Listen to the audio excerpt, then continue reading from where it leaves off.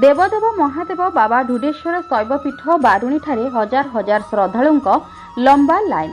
खुंटा block अंतर्गत ढुढुआ बारुणी ठारे आज अनुष्ठित होउछि बाबा ढुडेश्वर महादेवंक बारुणी मेला। बाबांक निकटरे जी जहा मानसिक करथाय ताहा पूरण निश्चित भाବରେ होइथाय। काहीं केउ जुग जुग धरी बाबांक अनुष्ठित होई आसुछि एही लीला खेला बारुणी मेला।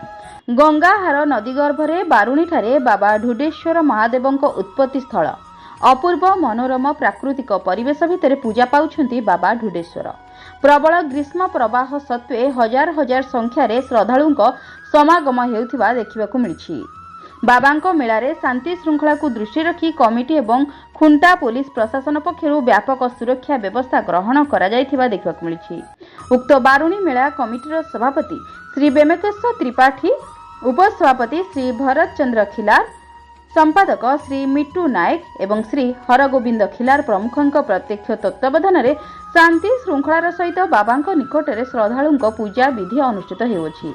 आज बाबांक पीठरे दिन तमाम चलिबो पूजार्चना। खुंटारू निरंजन महानंदंक रिपोर्ट, जन अधिकार लाइव।